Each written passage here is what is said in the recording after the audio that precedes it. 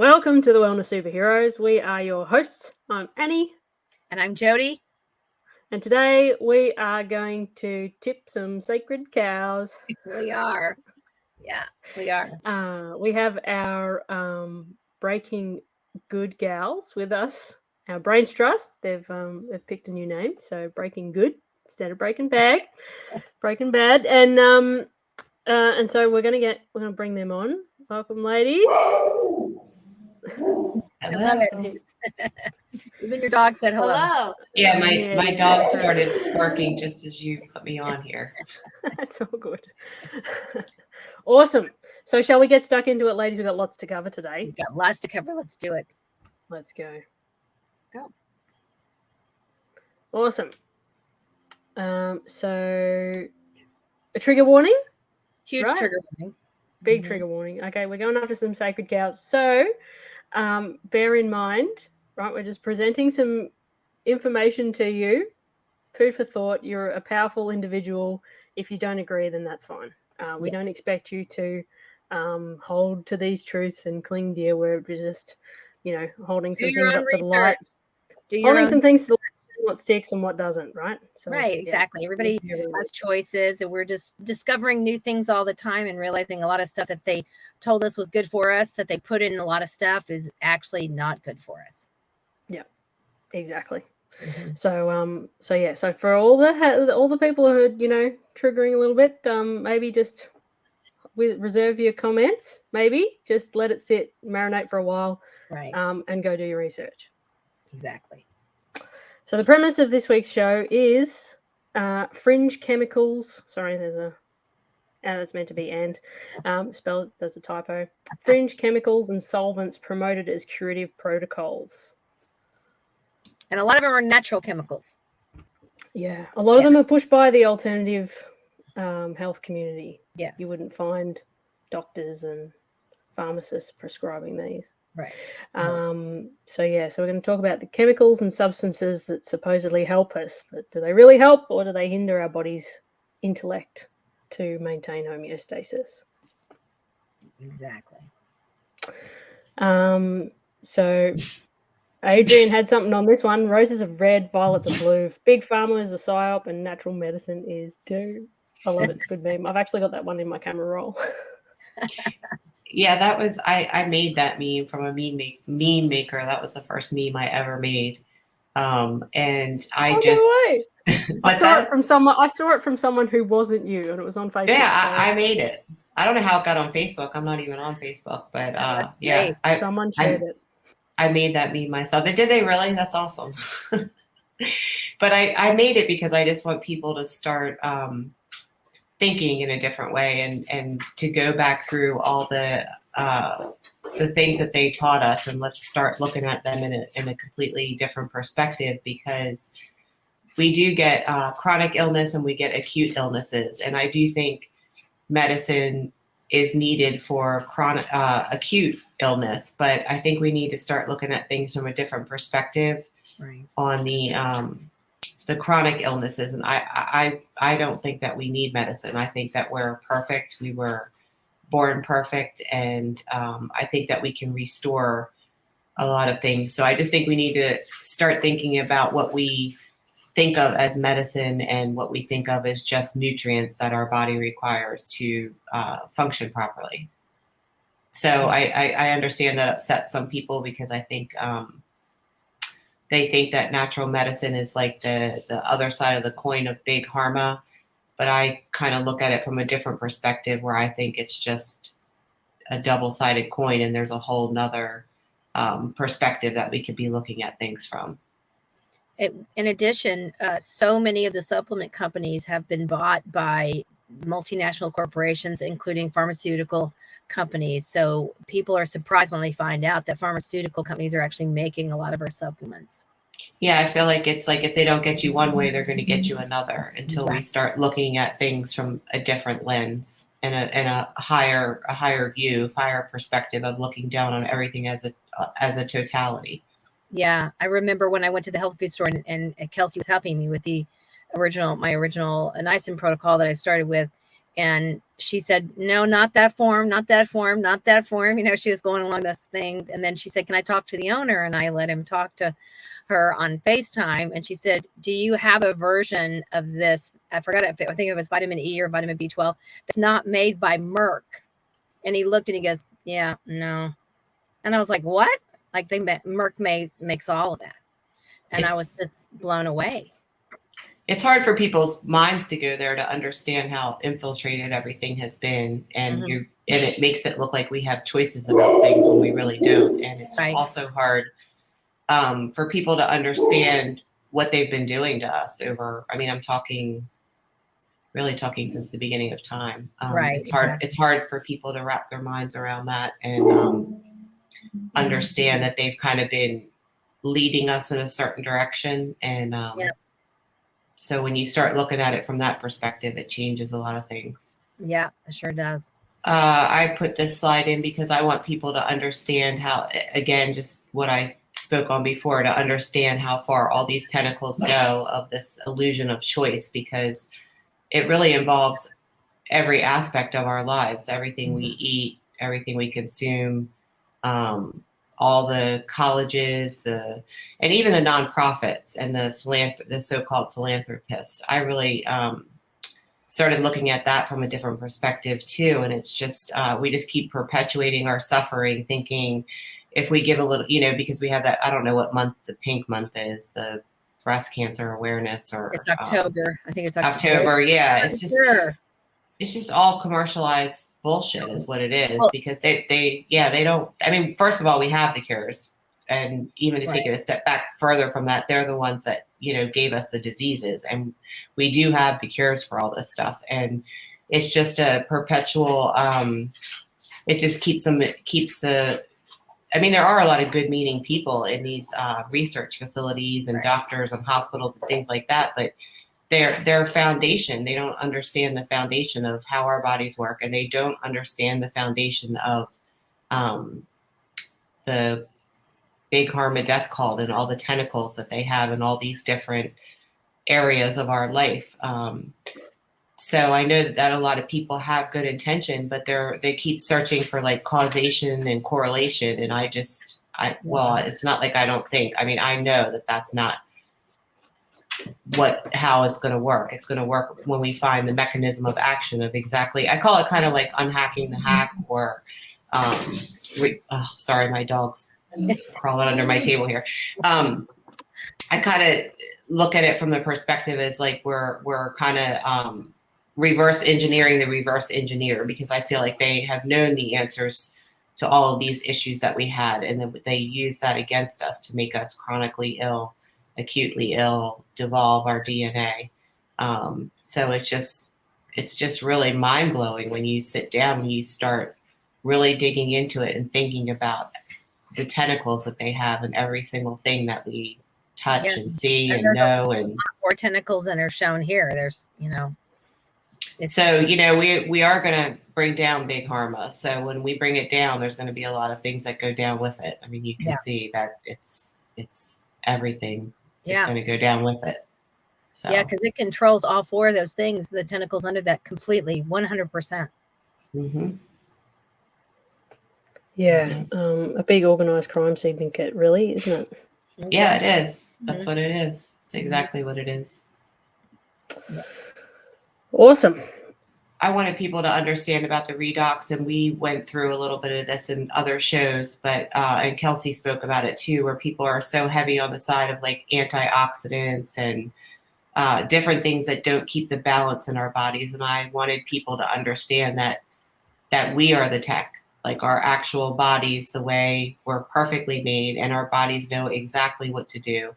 So by allowing your body with the niacin to be the foundation of your biochemistry, by allowing your body to decide the redox reactions. So explain what redox means. Well, redox is when you have reduction and oxidation. There's certain chemical processes that your body has to, is perfectly capable of performing naturally. Like it's perfectly capable of triaging and deciding, what is best for us to restore us to homeostasis, because the body always strives to do that. That's what it naturally wants to do. It wants to return to balance.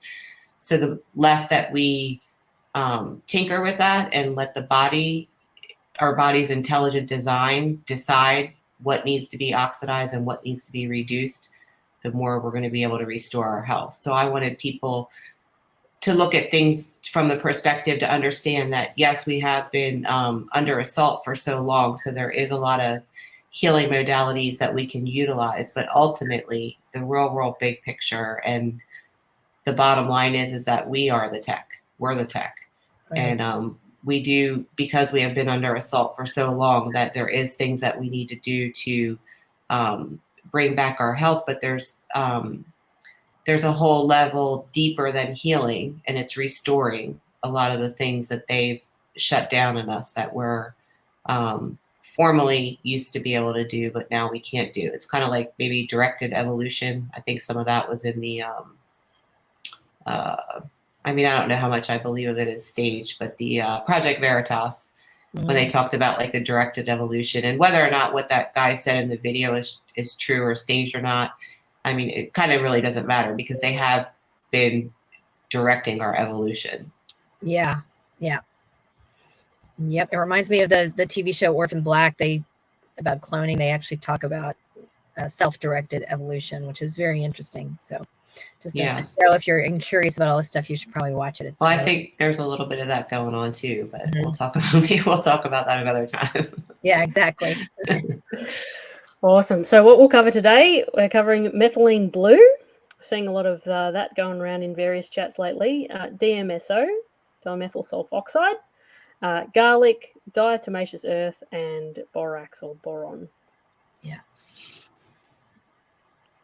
So let's start with methylene blue.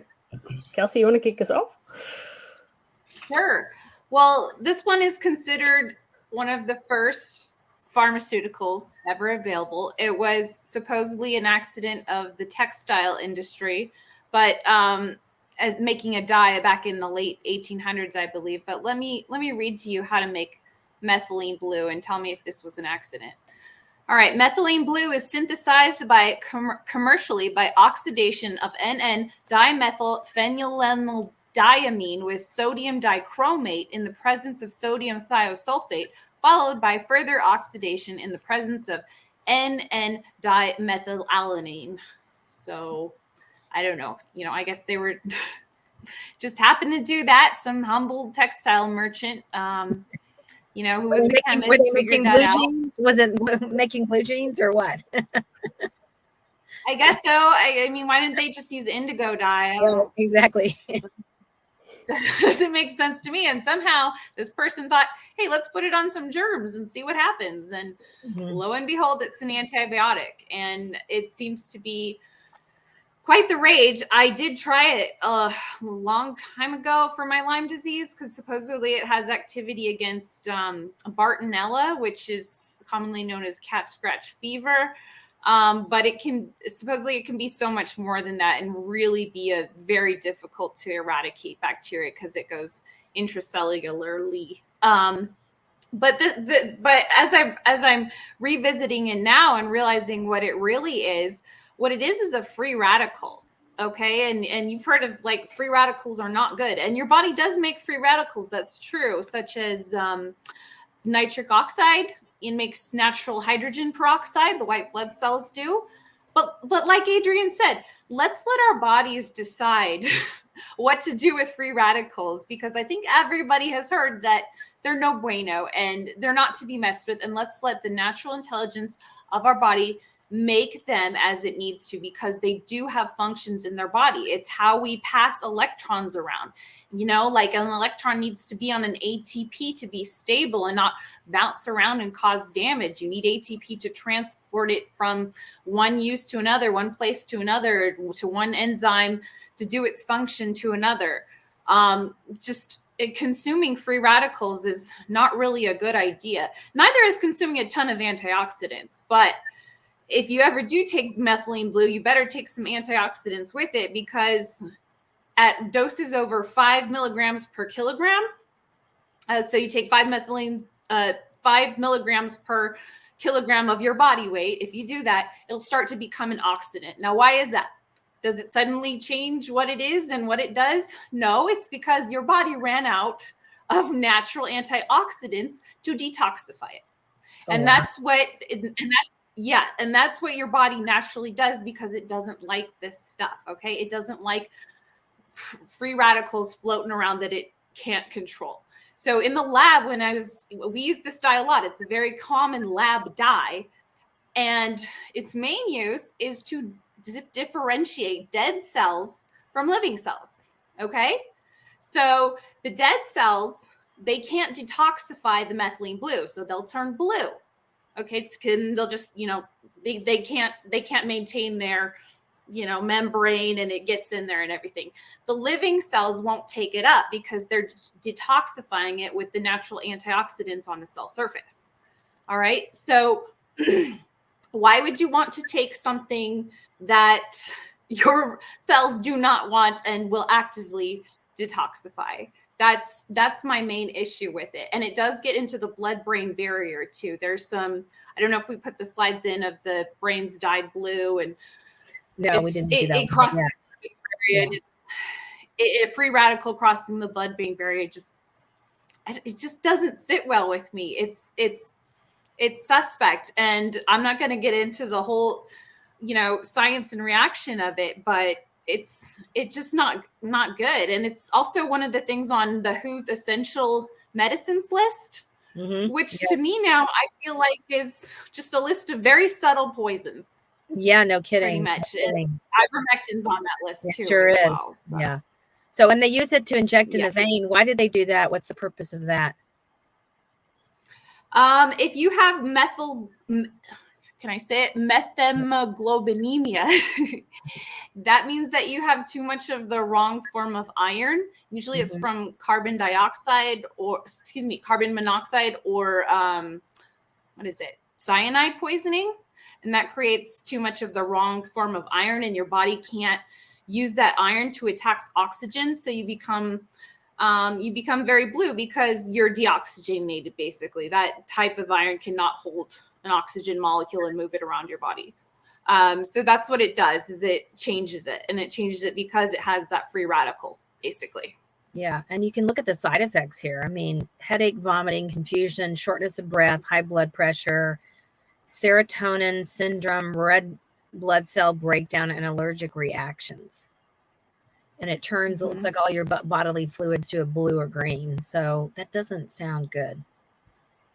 Yeah. And if you're thinking that, it dyed my tongue blue, that means it can stain living cells. It's like, well, you have like plaque and proteins on your tongue. So that doesn't really tell you anything. Right. Yeah. Oh, good. Yeah. There we go. Thank you, Annie. That's right. Yeah, here's what it does to the brain. Yeah. So this is somebody who had actually consumed it. This isn't post-mortem dying. So they actually consumed it. And that's in that gray matter right there, where you do all your thinking and stuff. So yeah, that's a bit dodge. Yeah. I'll bring our thing back up. Dodge. Yeah, interesting. And look, and and it's also available on Amazon. And it's like, at this point, after running my Ivermectin Kills channel and seeing how much ivermectin is on Amazon and how much sussy stuff is on Amazon, you can buy fenbendazole on Amazon. You can buy ivermectin on Amazon. You can buy methylene blue. When I did a search, it was 218 results for how to buy methylene blue on Amazon. Yeah, and I don't think it's an issue of, some of it's not made well or some of it's not pure or something. It's just like, no, it's just poison. It's like with ivermectin. There must be titanium dioxide in it or propylene glycol. It's like, no, ivermectin is just poison. Yeah. Simples. Yep. Okay, next one. DMSO, also known as dimethyl sulfoxide. So people who follow Amanda Vollmer are going to be upset about this one. Yeah. Okay. Well, another sacred cow. Yeah. So this one is all right. I've got this whole. I haven't got this conspiracy worked out, but basically, this particular arrangement, molecular arrangement, is starting to concern me. DMSO, methylene blue, and what's in garlic, and also what's in very strong antibiotics like dapsone has this sulfur in it and 2 oxygens.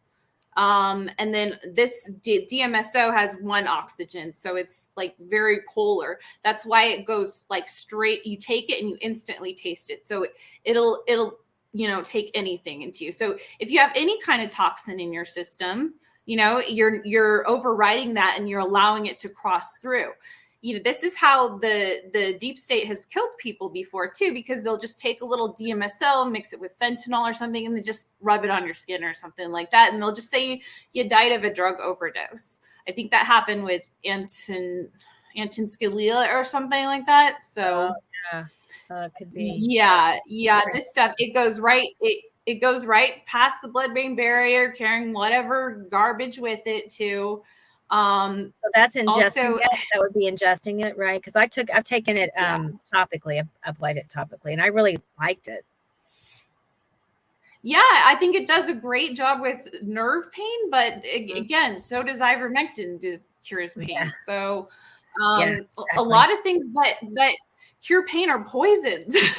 Unfortunately, it sucks. Your pain is it's your body telling you something's wrong.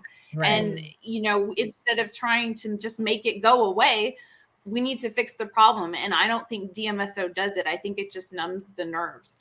And then has some, other bad effects too. I don't think that particular compound is beneficial. And then also there's the issue. If you drop any down the sink, if you've ever dropped any down the sink like I have, it stinks so bad. And people who take it stink.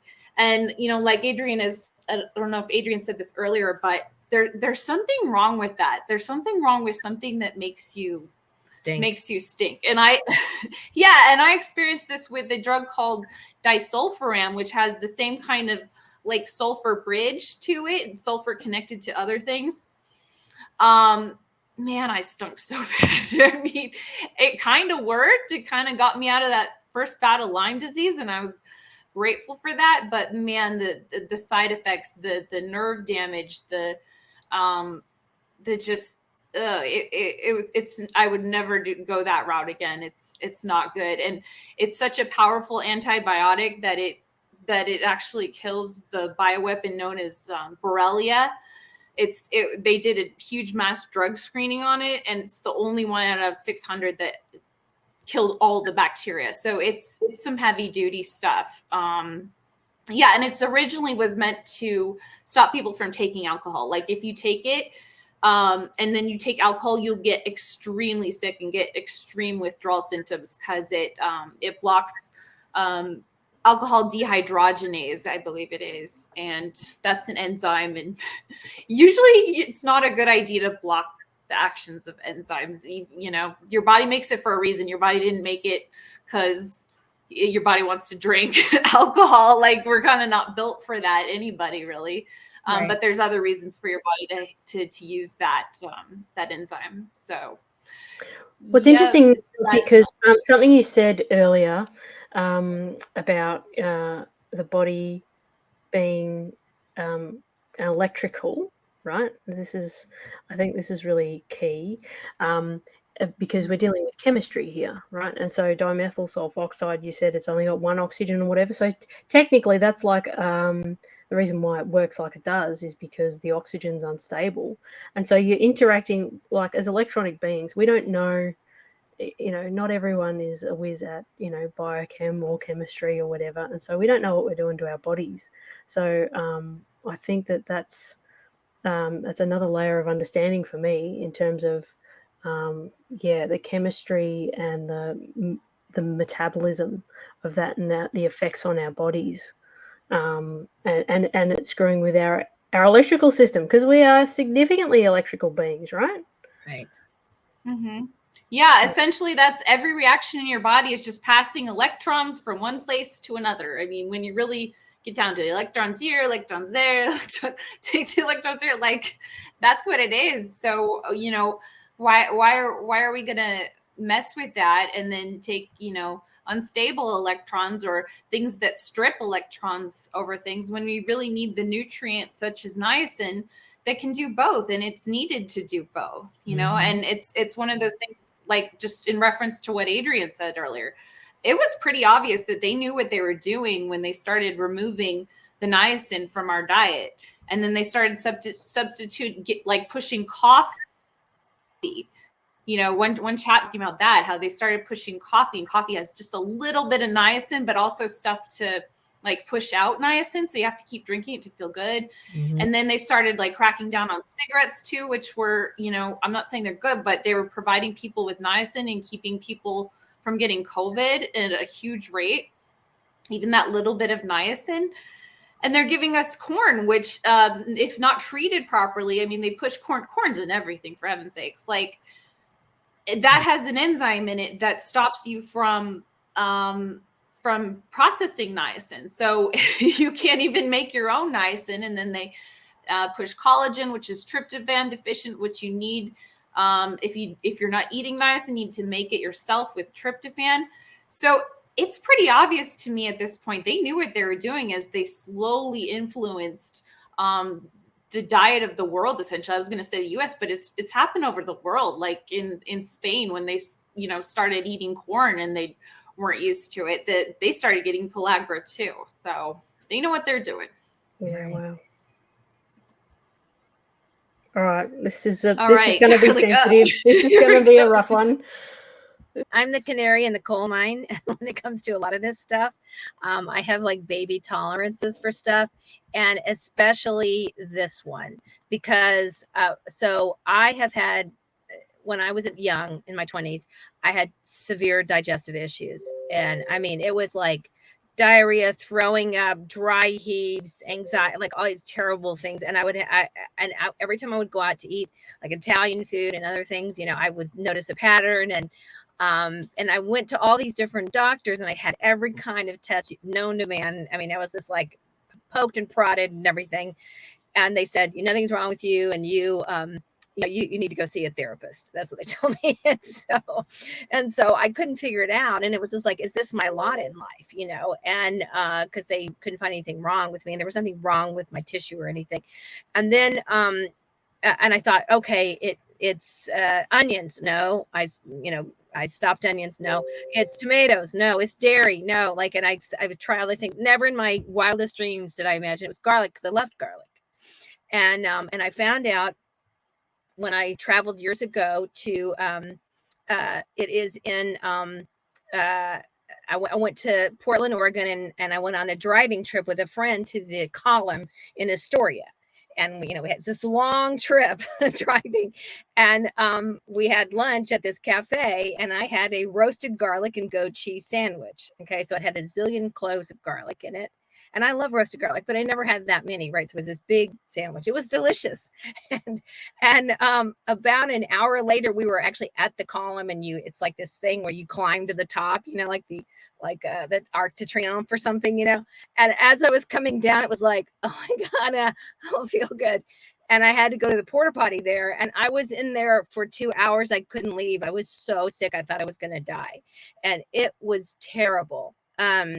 So it was, and I couldn't figure it out. And my friend who was with me, we kept having to stop on our way back, and we ended up having to get a hotel room on the way, because I couldn't stop vomiting, and it was terrible. And she said, you stink so bad. She said, you reek of garlic. And it was coming out of my pores, my face. I could feel it. It was trying to escape. And I realized, oh my God, I must be allergic to garlic. I finally figured out my issue. And since then, it's been so hard to go out to eat and even to grocery shop, because garlic is in everything in a restaurant. It is in almost every dish. And when I tell the waiter, I have to tell you something, they go, and I go, I'm allergic to garlic. And they go, what? And they freak out, because they go, I don't know what you can eat, and they got to go back and talk to the chef, and, all this special stuff they have to do for me. It's in every salad dressing. It's almost in every soup. It's in every sauce. And when I did my research on it back then, I discovered that it was originally used in food to mask bad meat. So if meat was spoiled and they didn't want you to know, they would just douse it in garlic, and I guess because it has the antibacterial properties, that it was killing some of the bacteria, but it was also masking the taste, right? Because garlic, once you put garlic in anything, you can't really taste anything else, right? And so I was like, wow, that's interesting, because I have a terrible time with Indian food. So it's in heavy duty in Indian food and almost all Asian cuisines, especially Chinese, and a lot of other ethnic cuisines, Thai, Korean, all that stuff. And so then I went down the rabbit hole for a long time, and I discovered they said that the Italians used it. I think it was in World War One. I can't remember. I'll have to look it up. They used it. They used the garlic juice, after doing the garlic, what do you call it, crushing it. They soaked their bullets in garlic juice to ensure the death of their enemies, because once it gets directly into the bloodstream, it kills you. That's what that article said. Yeah, it was probably World War One, because isn't that Gallipoli or something? Gallipoli was World War I. Mm-hmm. Yeah. So, and I mean, the Italians, I think, were fighting in both, wars. But I was kind of like, what? And when you try to talk to somebody, especially if they're Italian, they don't want to hear it, right? They don't want to hear it. So that's my personal story with garlic. And I mean, I still have a reaction. I've gotten better since I've been on the niacin protocol, but I'll have to take charcoal or something before I even go out, so that it won't really harm me, because my reaction is not just intestinal, but I have heart palpitations, anxiety. I can't sleep for like 2 days. It's terrible indigestion. My whole bloated. It's awful. Every time when I just ingest like raw garlic once, I suffer for days afterwards. That's awful. Yeah. Wow. Yeah. So okay. Do you want to play the Bob Beck video? Yeah. So let's play. If you guys know who Dr. Robert Beck is, he's a big famous, I forgot, he was the first person that I know of that really brought frequency medicine to the forefront, I think, along with Hulda Clark. So I'm going to play his video for you. It's kind of old, but we shall see. Come on. There we go. Can you guys see? It's loading.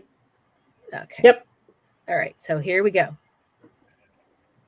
We even tell you the problems, the death wish. We tell you, under no circumstances whatsoever, while you are doing this for about 3 weeks, touch anything that has any garlic whatsoever.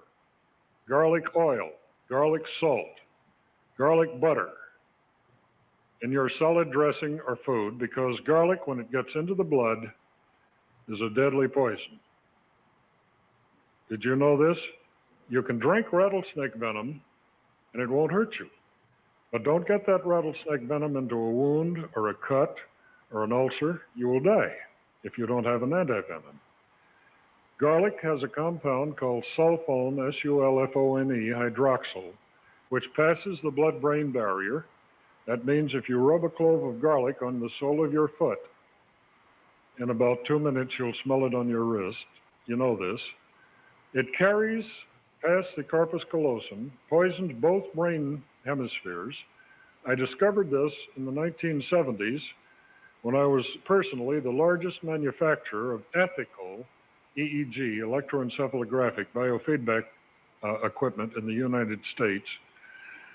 And people would come back to a class, doctors that we were training to use this, and be clinically dead on the EEG machine. We found that had a little garlic in their selling. It totally dissociates the left and right hemisphere. You can see this by running your electrodes frontal, up here by the third eye, to the occipital, just over this little bump on the back of your head. You want to put your money up? You'll lose. We had this investigated at a Northern California medical college. They found that garlic killed tens of thousands of brain cells, even in the small amount you got in the salad dressing. But it doesn't matter. You've got billions of trillions of cells in your brain, and people with the brain the size of a walnut, microcephalies, hydrocephalies, etc., can be mathematical geniuses, musicians, and what have you. Now, this is the most politically incorrect thing I can tell you. Most people think garlic is a health food. It isn't. the people I've gotten off of garlic because we've shown them that bullets used to be rubbed in garlic in World War I and II. They didn't have to kill anyone by hitting him in the heart. If he was just nicked, he would die. When I bought a blowgun from Jim Solomon up at the Global Sciences in Denver, he took me out in the hall, said, Bob, if you want to kill somebody, just get a clove of garlic, push the point of your dart gun, your blowgun projectile into that, and he will die very rapidly. The CIA is trained to use this, trained to use oleander leaves, which are an alkaloid. 6 leaves will kill a human being. Trained to use water infusions of nicotine, which is another deadly poison in the blood. Wow.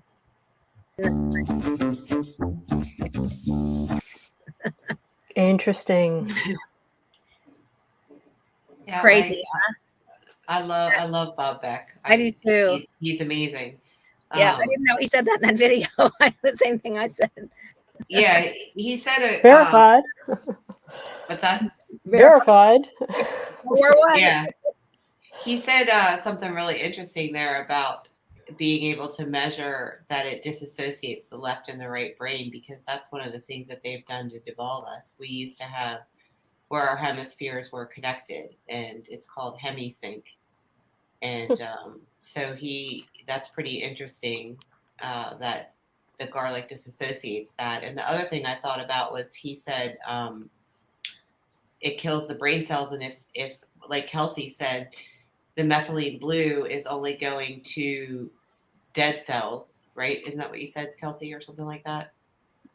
Mm-hmm. So when we looked at those pictures of the brain cells, like what if these things that they always taught us were good for us are slowly, I mean, I know we can regenerate brain cells, but what if the rate that you're killing isn't fast enough for your body to replace them? And that's why the methylene blue is taken up in the brain in those areas, because it's like dead or dying tissue. I mean, I guess it's possible that the methylene blue could be killing the cell to get into it, but you could also look at it like the other perspective, that if we're slowly eating all these things, garlic and things that are poison, then we're killing off things in our brain cell, and we're disassociating our left and our right hemisphere, which is very important to have working together. Mm-hmm. Well, I observed, I don't know, during COVID, I started making something called fire cider. And and it was, like citruses and onions and turmeric AC and vinegar, all that's it. Mm-hmm. Yeah, apple cider vinegar and garlic. And I did a batch just at the end of last year, and you leave it in the cupboard to sit for about 6 weeks or whatever while it it all ferments and all that jazz. And when I checked on it, probably about 3 weeks in, the garlic that I put whole garlic cloves, they started to turn blue, and it reminded me of that image we pulled up of the cross section of the brain that was blue. It looked like that. Now I don't know what the relationship is there, but I just thought that was worth noting. That is interesting. Yeah, I looked it up, and what I found was that it's not turning into methylene blue. That would just be too easy, but it's turning into some kind of a pyrrole, which is like I think it's so correct me if I'm wrong here, but I think it's a 5 carbon rings strung along. I think those are pyrroles. And cryptopyrrole disorder used to be one of the big bads, like Candida or Epstein-Barr or Lyme. They used to blame it all early on pyrrole disorder, because they noticed people who were really chronically ill had a lot of pyrroles, and they were leaking zinc and was zinc and vitamin B. I don't remember which one. It was B6.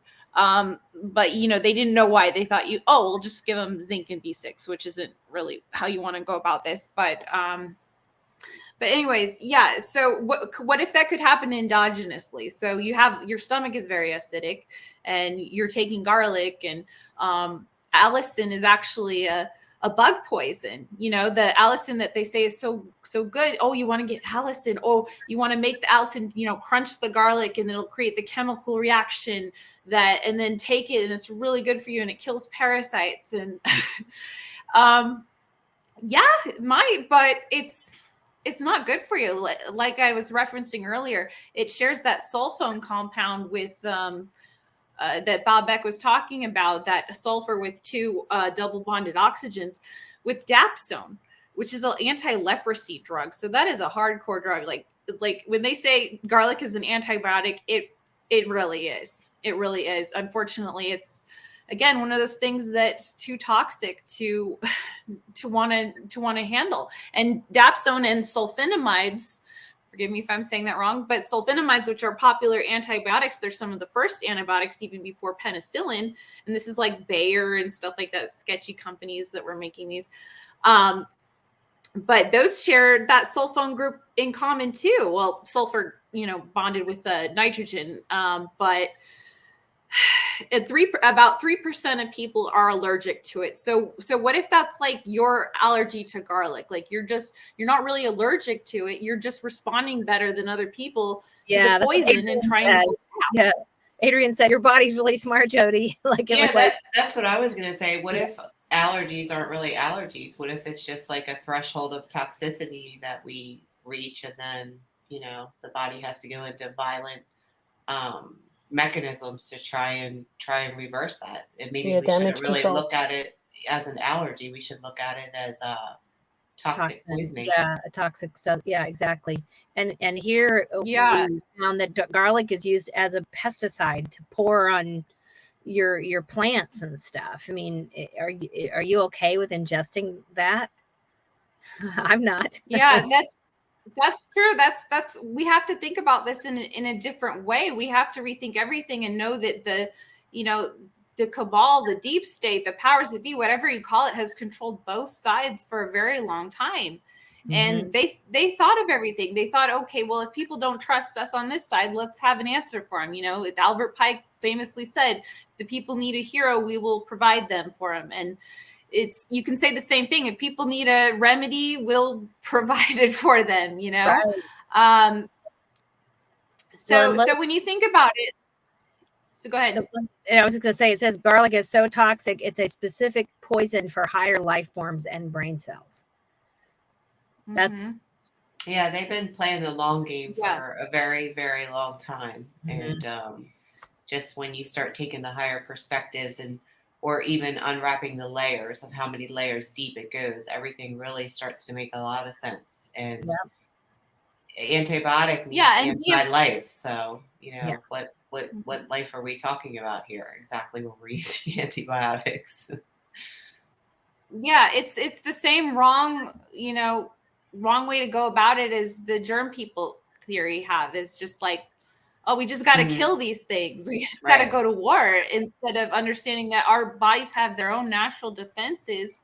And why are we fighting that? And why are we not trusting our bodies are going to be able to keep us in homeostasis and keep certain germs and even parasites in balance? Did our creator not leave us defenseless, that we have to chew nasty garlic bulbs to stay healthy? And when I was taking, I used to do that too. And it really, I think it gave me brain fog. I wasn't sleeping well either. I remember I was waking up all the time. I was sweaty at night.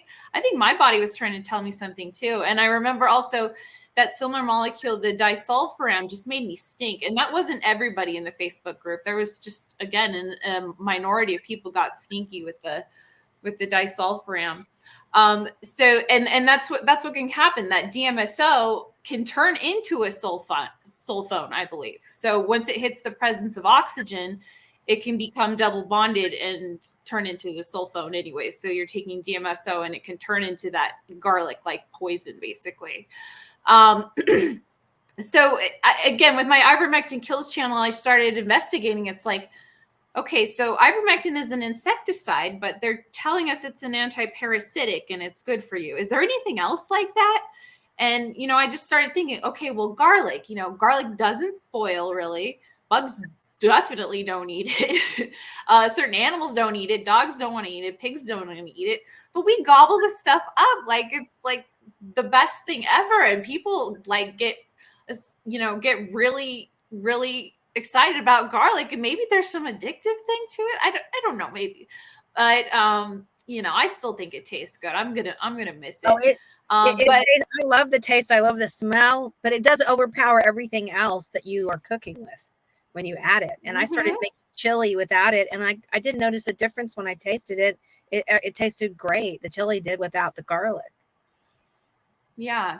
And let's go into why the royals don't eat garlic too, because like I maybe they're part lizard, but there's some human component. They are related to Dracula. Maybe, you know that, right? Yeah, they are related to Dracula. Yeah. So maybe they're lizards. He admits it. He's proud of it, the weirdo. So they're saying they talk a lot and they meet a lot of people, and that's why they can't have garlic and onions. So I'm like, I don't know. I think they know something that they don't, and they don't want that stuff in their avatar. I mean, it's literally illegal to bring garlic into Buckingham Palace. That's how serious they take it. The Queen says she refuses. They probably search your bags for weapons and garlic. And the Queen was famous for only ever taking homeopathic medicines. Isn't that interesting? Oh, that's interesting. She probably takes niacin too. Well, right.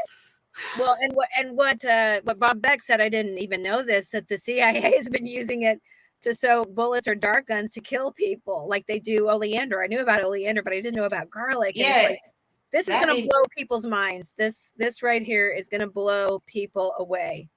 That made me think too. Remember all those CIA more of that bullshit, like Senate, let's have hearings and investigations, and they had all that stuff about like it was like a shellfish blow dart or something that they were. Yes, it was an ice gun, like it had ice bullets, and I'm like, maybe it was garlic on that. Maybe they lied to us about that too. I mean, because they're not going to test for that.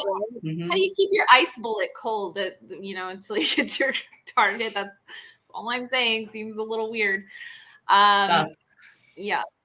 Very sus. Oh, and then there wasn't early COVID. There was something about, through the Anons and the Patriotos and the Q people, they were talking about like oleander being another cure. I guess that one didn't take off, but oleander is it's a toxin. Right. Bugs don't even eat it. So maybe we need to start thinking, let's not eat what bugs eat. And that should probably keep us a little bit safer, because we're actually not that different. Okay, so, and we're not that different from parasites, unfortunately. That's just the biology. I mean, if we share 77% of our DNA with a banana, like obviously we share more DNA with a parasite and a bug. So, but let's not eat them, and let's not eat what they eat. What we are different on is our instinct, and animals follow their instinct, and we've been disconnected from that and told, our instinct, things that and that's why they go after our gut to begin with, because that's where, when they say you have a gut feeling, I mean, that really is true, because your body can give you feedback and signals about our environment and things, things that we should be doing and we shouldn't be doing. So that's why there's many reasons why they target our gut, but that's one of the reasons. So we should be, everybody thinks that we're so, advanced technically and, well-read and all that kind of stuff, which, I mean, yes, that is important, but there's a whole nother part of our instinct that they kind of turned off that we need to get back in touch with. Mm-hmm. Exactly. Do we want to, Adriann, you want to talk about the scriptures that are applicable to what's going on? You want me to just read it? Yeah. Okay. All four of us, Kelsey posted, we had another, when we were talking about before this for the pre-show, Kelsey had thought of a Bible scripture. Oh, do you have it? Are you pulling it up? She's finding it. Okay. Yeah, I see it on the chat. There it is. Okay, I'll read it. Read it. Let's see. This is Isaiah chapter 5, verse 20. When I say unto the wicked, thou shalt. Oh, sorry. No. Well, we can read both. Sure. That's why this is basically why we do what we do, is we call things out that, despite the consequences, because we have to, because it's the right thing to do, whether you're going to be punished by God or not, it's still the right thing to do. So when I say unto the wicked, thou shalt surely die, and thou givest him not warning, nor speakest to warn the wicked from his wicked ways to save his life, the same wicked man shall die in his iniquity, but his blood will I require at thine hand. So basically, God says, if you don't warn people about what they're doing isn't correct or could lead to death, then you're going to be in trouble, and that's not going to look good for you when your life review comes out, basically. So, and then also this one's good. I like this one is applicable. Woe unto them that call evil good and good evil, that put darkness for light and light for darkness, that put bitter for sweet and sweet for bitter. And I think that one's pretty self-explanatory. So even people who say they're good, those especially we need to call out because it's not always as obvious to people. Very good. Yep. All right, we'll go back to this one. Is there anything else on this slide, or shall I go to the next one? Yeah, what's the next one? Diatomaceous Earth. Okay, so again, I researched. Can I say something first? I'm another canary. Yeah. I'm a canary in the coal mine with this because I've tried this. I hadn't tried Methylene Blue or DMSO orally, so I couldn't speak to those. But a guy only knows what would happen to me. But I was recommended to take Diatomaceous Earth by two good friends saying, oh, this is going to heal your gut. It heals arthritis, blah, blah, blah. And they were taking like a tablespoon a day and water and all that stuff. And they told me to take it and put it in my coffee or whatever. So I started with a teaspoon. I got so sick. I was like, my belly blew up like a balloon. And I was like in bed for like days. And I had terrible gas. And it was like, literally, I felt like the guy in Monty Python and the meaning of life, with the wafer thin mint, like that guy, the guy was, blown up like a balloon. That's what I felt like for days. And then they said, oh, that couldn't have been it. And I ended up getting really sick after that. So I did it again. It happened again. Then she said, oh, you got it. They sent me a big bag. I still have this friggin' big bag of this. Sent it to me. And I kept trying it, right? This is it. This is the answer, and I just got to keep doing it. I felt like I was talking to Dirt Road Danny with it. Oh, it's just Herxing, right? And I just kept going. And it just kept getting worse and worse and worse. And my gut has not been the same since I took that several times. And it has not recovered from that. Just FYI. I used it a handful of times. I guess I don't know. This was when I didn't have the knowledge that I have now. I guess I just believed what they kind of told us about it, where it can harm insects because they have an exoskeleton and we don't. So I took it mostly because I bought one with like a bunch of minerals in it and stuff. So I was using it from like the mineral standpoint. But now that I know what I know, I mean, there's no reason for it. Why would you want to use it? So. Exactly. And it's originally. Yeah, and let's just go over what it is. What is it? Yeah. Okay. Well, let's just think about this conceptually for a second. Okay. So this stuff is found, deep, deep, deep in the sea where no natural humans would be without technology, really. And it's harvested from the seafloor. And then they take it and they grind it up to a nano powder, which isn't very natural either. And just look at the stuff under the microscope. This is literal glass. Okay. These are little cellular things. And then they crush them up even further. They're glass exoskeletons, basically. They're silicone dioxide. Quartz or sand or so. There's tons of silica in this world. Then they make their skeletons out of it, basically. And they're already sharp. And then you crush it up further and you create these tiny micro shards. Like, you wouldn't eat fiberglass, would you? Like, it's not good to do that. If it's damaging the in-between of the exoskeleton, the squishy parts, because chitin's not really, it's not getting in the chitin or anything. It's getting in between their joints and it's causing micro cuts and micro tears. And the same thing is happening in your gut. You might take a few parasites out too, yeah? But, your body's just going to produce a lot of mucus, a lot of gas to try to shovel that stuff out safely. It's going to coat it in mucus. You're going to feel bad. And if it does get on there, it's going to cause tiny little guts in your gut wall, let things leak out, cause all sorts of problems. So I'm not surprised you have erection. This is one of the few things I can say that I never actually tried. It was just all a little sus. And again, this is sold as insecticide. Right. And it's the shards, right in the shopping thing. Like, you really see, like, roach powder, diatomaceous earth, food grade. Right, exactly. And I know, like, it has the the shards basically they just destroyed the body of an insect, right? A pest, a parasite, or whatever. That's how they kill It's it. a slow death. It's not cute. Yeah, and they use it around the flower beds and stuff to kill insects, and they use it, they suggest it in your pet's clothing and all this stuff, but they want to make sure that you don't breathe in the powder. It's very dangerous, and make sure your animal doesn't breathe in the powder, right? They say just put it on their bedding and all that kind of stuff. But it's also used for like pool stuff, I believe, and drying up stuff. They even have like bath mats made because it doesn't mold, I guess, and so it's very porous, but it doesn't create mold or something, and so it keeps things clean. And I believe they use it for pool stuff, if I'm not mistaken, to help clean the pool, I guess of algae or something, I don't know, but it's used as a pool thing too. And so when you just think about it, think that it is like sharding the pest, right, and the parasites or whatever, the bugs. What is it doing to you?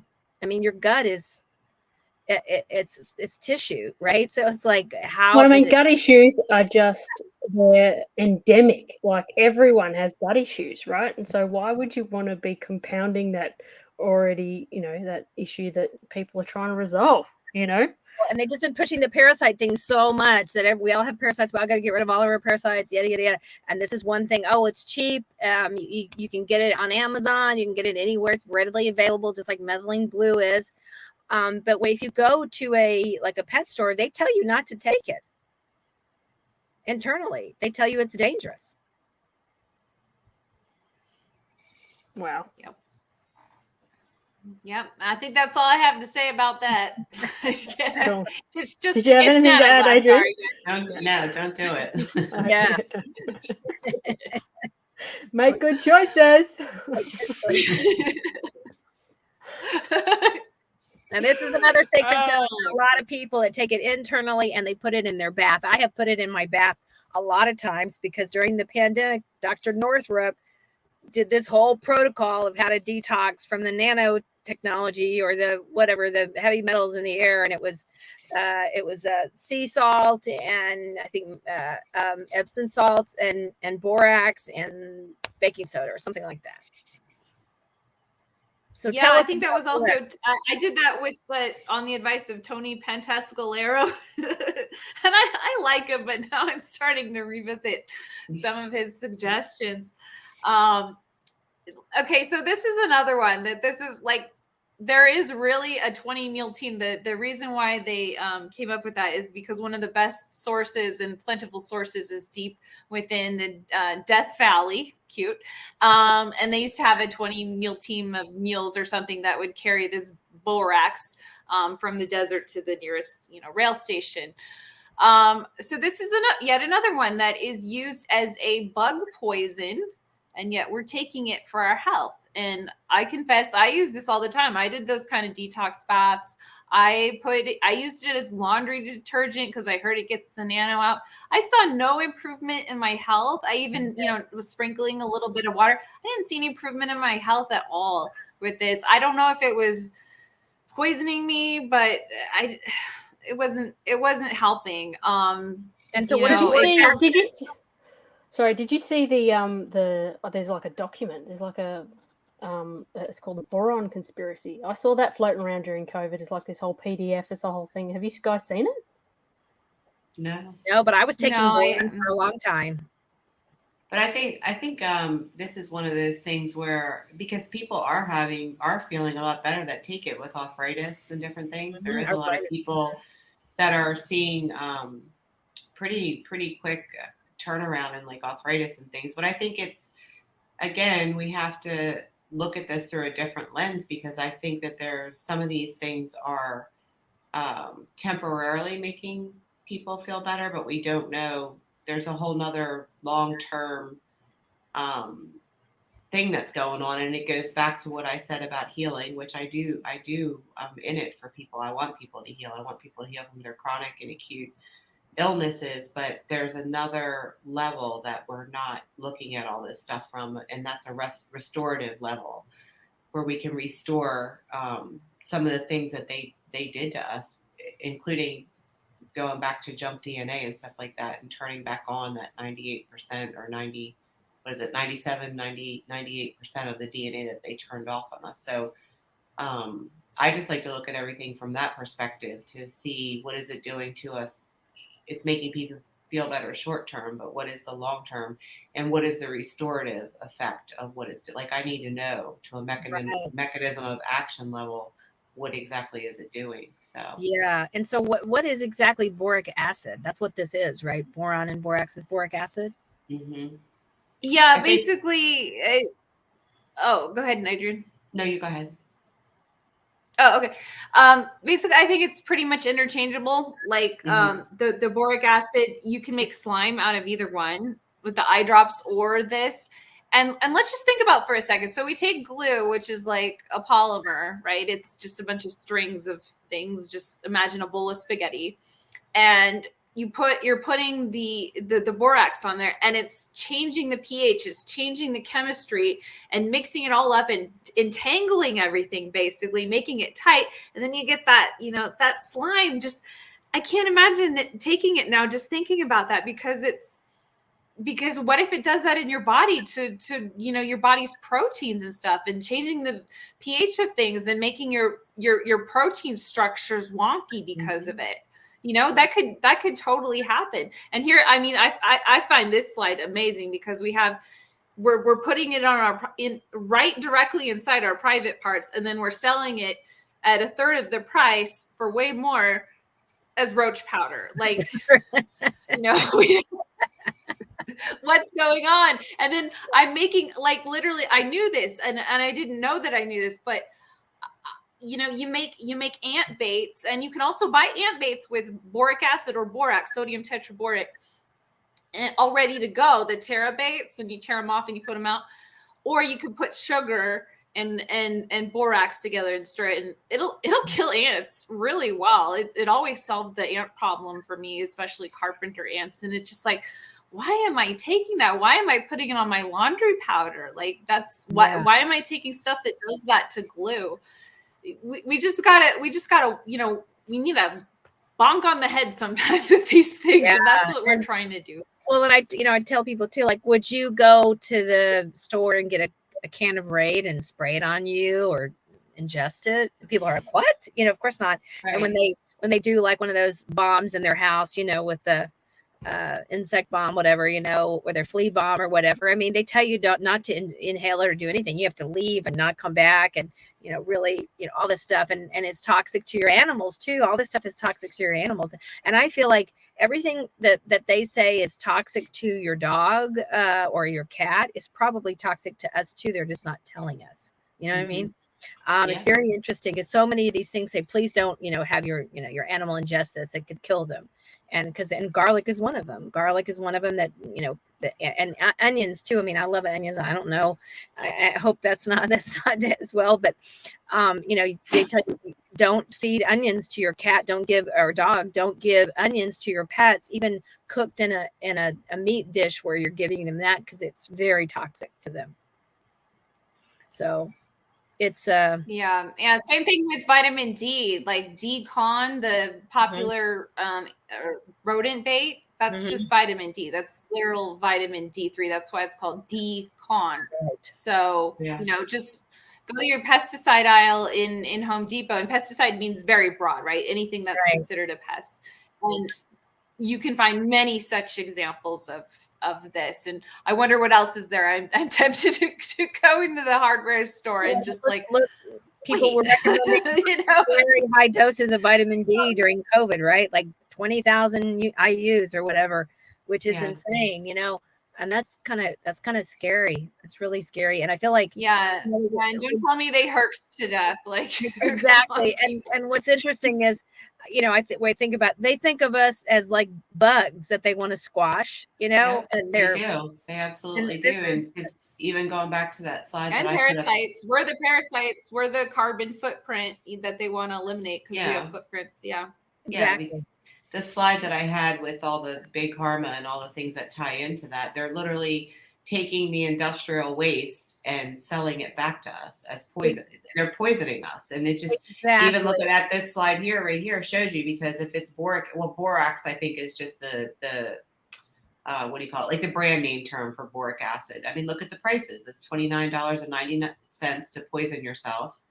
Or you could just get the Harris Roach powder from the hardware store and poison yourself for $7.27 instead. Right. And then they market it like that, and they make people think it's something different or special. But when you strip it back down to what it really is, it's them getting industrial waste and marketing it and selling it back to us as poison. Mm-hmm. That's what's happening here. Yeah.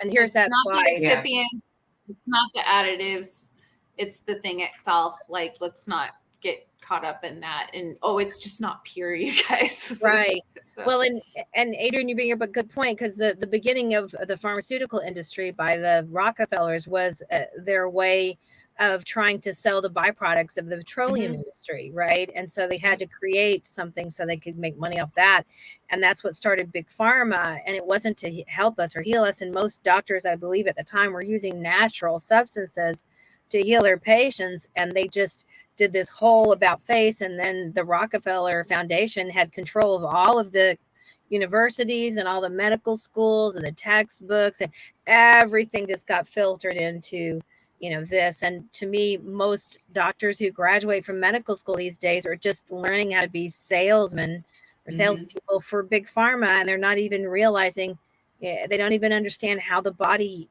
works and how the body heals itself. And it's so sad, because there's a lot of good doctors out there, but they're just so brainwashed. Yeah, they go in it for the right reasons, but they just get sucked into the system, and they just can't even see past their face, because they just brainwash them so badly. And also, they sleep deprive them. Yeah, exactly. That's what Laura, my friend Laura Barley, used to say, is they make them like on call for like 72 hours. Yeah. It's sleep deprivation so that they can. It's like torture. It's like MK Ultra. It really is. They make basically them MK Ultra. Yeah, it even is. their That's testing what it is like ritual. Yeah, that's right. That's exactly what it is.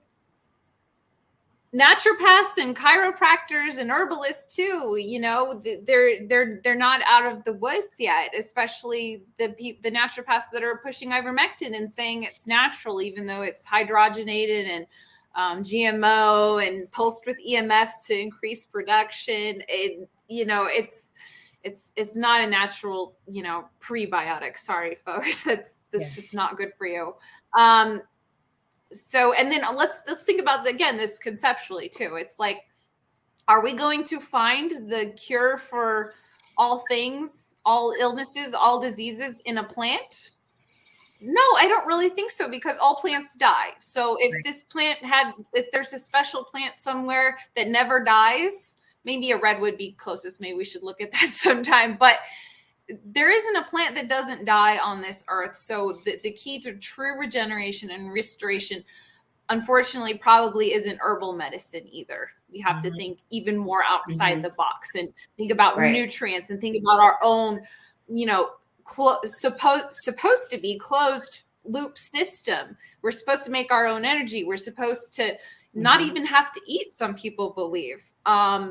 So let's just think outside. Yeah, there we go. Think outside the box. Oh, there is no box. I like that. Yeah, there is no box. So, I completely agree, because I read a really good book called Biologically Closed Systems. And I do think, it's hard for people to wrap their mind around, and it goes pretty deep. But if you start studying from a evolutionary biology perspective with some directed evolution thrown in, you really start putting together some pretty wild stuff that they've done to us. So that's why I said at the beginning that we need to rethink the way that we think about medicine, and do we really need medicine?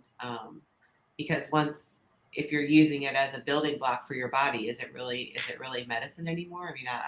I don't look at it like medicine. It's something that your body needs to restore itself. I look at it like a nutrient, Well, and I think, to me, we need to be looking internally at ourselves and our own power, our own energetic power, and figuring out there are definitely things that can help us to restore, because we've been so depleted, and they've just tried to destroy our DNA. So we have to kind of get back there through certain means. But there's so much power in your own energy. And I want to tell the little story about my kitty cat. Because I think that's important. So years ago, I had this sweet little kitty named Zoe, and when I moved back to Texas, and I was living with my mom for a while, and it was kind of a weird situation, and my cat started getting sick, and she stopped eating and drinking. I didn't know what was wrong with her, so I took her to the vet, and they tested her, and they said she had some sort of incurable autoimmune disorder similar to feline leukemia, but that wasn't it. And they said that they came in and held my hand. They said, we're so sorry. And I go, what do you mean? They go, we don't think she's going to last very much longer. And I was like, well, what do you mean? And they were like, maybe 2 weeks or 3 weeks. And I just said, yeah, I don't think so.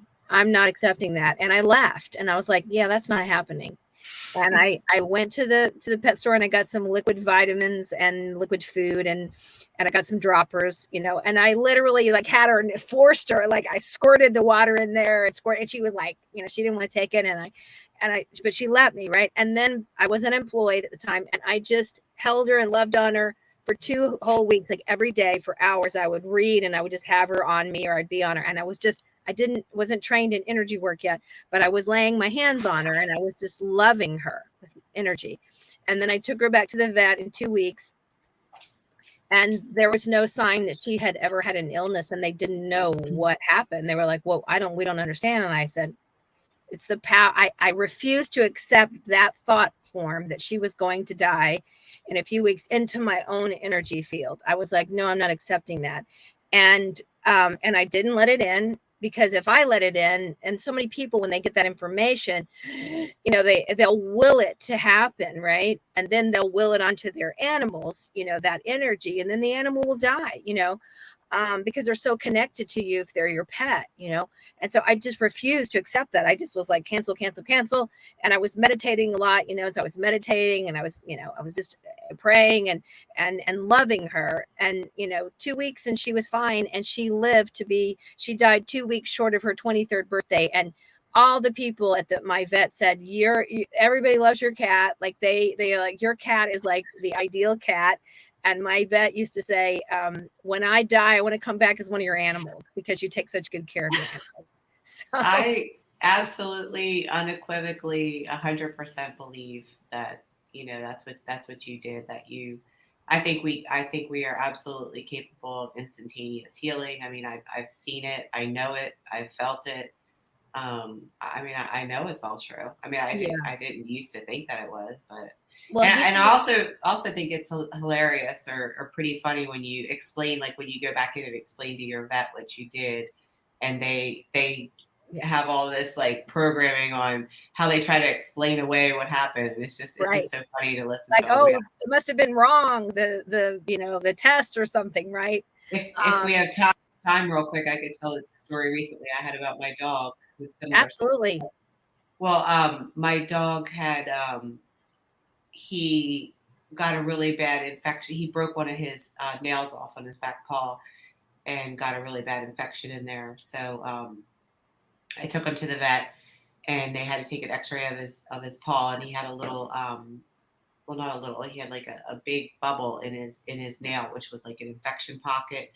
And the very tip of his bone on the x-ray was necrotic. And the vet said, so he gave me, well, I told him the only antibiotic that I would put my dog on is amoxicillin or penicillin. So I can't remember which one he gave me, but he gave me one of the two. And he said, I'm going to have to amputate the tip of his toe because that nail, so he cut the nail all the way back because him putting the pressure down on the nail was causing him a lot of pain. And he said, that nail's never going to grow back, and we're going to need to cut the very tip of his bone out so it doesn't affect the rest of the bone. But he'll still have his pad and everything will be okay. And in my head, I'm thinking, yeah, no, that ain't gonna work for me. So they couldn't do the surgery then anyway because he was in too much pain, and we needed to get rid of the infection if he was going to have surgery. So I put him. I beefed up his niacin and his glutamine for a month, and I noticed about 2 weeks in, the nails started growing back, and I went back and had them x-rayed a few weeks ago, and I saw the 2 x-rays side by side, and you could see clearly where the bone was kind of grayed out, and it returned, the bone came back, and the nail grew, and he's fine, and he has all of his toes. Because his name is Eduardo. I was going to call him 9-toe Ed if we had to have it taken off, but he has all his toes. And I told the vet what I did, and I told him about orthomolecular and B3 and niacin and this and that. And, you know, I mean, he kind of listened, but I could tell that he was surprised that he's a good vet. He's an old school vet, and he doesn't believe a lot of like the newfangled medicines and stuff like that. So I do like him, but I could just tell when I was explaining to him the science behind everything that I just did, it was just going in one ear and out the other. So yeah. But he was very surprised. Yeah. Wow, that's amazing. Have you guys ever seen that? I love that story. Have you guys ever seen that story? I should have looked for this. It's a story of twins that were in incubators next to each other, and one twin was thriving and the other one was doing very poorly, and they thought that one was going to die. And I guess one of the neonatal nurses just thought she just took the healthy one and put it in with the other one, and there's a picture of and it immediately put its arm around its twin, and all of the vital signs immediately increased, and they left them in there together, and the other one became as strong as the other one just by touching the twin. Wow. Yeah. I think I have heard that story. It gives me the warm and fuzzies, that one. Yeah. That's why it's so important, to me, human touch and human connection. And that's why during COVID, it was so devastating for people to be alone in the hospital and not have their loved ones there touching them and talking to them and interacting with them, because so many times the hospital has said previously to this that's what brought people out or helped people completely recover, was their loved ones being there with them and touching them. And so they did that in the hospitals, and then they made us all lock down with our families, are alone at home and not interacting with people and not hugging. And we need that connection. We need that energetic connection. We need that love energy. And they basically tried to take it away from us. And I think that's one of the reasons why so many people got sick. Yeah. Well, I mean, I was, as an aged care nurse, that was one of my things. I would go around and hug all my patients, the ones who liked me anyway. I'd give them a hug. But yeah, I would not have coped if I continued nursing during COVID, because I'm sure they would have, I'd have gowned up, put all the things on, whatever, and close the door, and they'd be like, "Quick, give me a hug." It would have gone down like that. I 100% guarantee it. Because they wouldn't get hugs. I was always, holding their hands, giving them a hug, playing with their ears, whatever. I was just touching them always. Yeah. And I think intentional connection. Really, and we're going to be doing a lot more shows on energy work in general, either through frequency devices, but also through energetic healing from humans, and gut health as well, because that's really important. All of that stuff's super important. Yeah. Awesome. Well, thanks again, ladies, for joining us. But as always, if you have any, there we go. Oh, sorry. We're thinking at the same time. Annie and I are like the same person. We have like the same brain. We think of the same thing at the same time. We do Stop doing the same thing at me, Jodi. You go. Oh, good. All right. Yeah. If you have any questions on anything we mentioned, we usually stick them all in our link tree on where to find access to niacin, access to all of our chats and our other social medias and all that sort of stuff.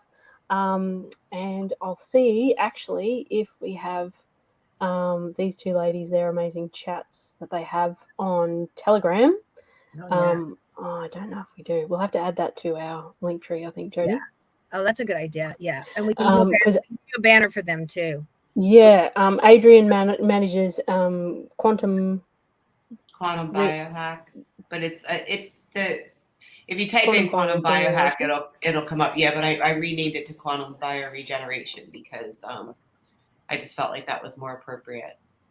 Yeah. But I love that we're all investigating and learning and helping each other and growing together and trying to break down all these paradigms and really just think outside of the no box that there is, that there never was. Absolutely. Yeah. It's been really cool to go those layers of truth, really. So yeah, so there's Adriann's quantum bioregeneration, and Kelsey's is ivermectin kills, for all things dodgy about ivermectin. And she'll have another one coming up soon, right? And Yes. Right? Yeah. A Niacin Cures Me is back up if anybody wants to go join that. Oh, okay. See We how need it to do a goes. banner for that. Yeah. So Niacin Cures Me. Yeah. Telegram channel. Yeah. So I'll start updating that one if anybody wants to join. Awesome. That's so good. That's exciting. I'll go back and find it. Yeah. But these are all on Telegram too, guys, just so you know. Don't go typing that into Facebook. You won't pull up anything related to these guys, that's for sure. Cool. Awesome. Well, yeah, thanks again, ladies, for joining us. We love having you on. Thank you. We always go to deep levels and peeling back layers of, truth that's always been there. It's always been hidden. Exactly. We love you guys. And no hate mail, please. Love you guys. Or bring that's them on, right. whatever. I don't care. Yeah, that's right.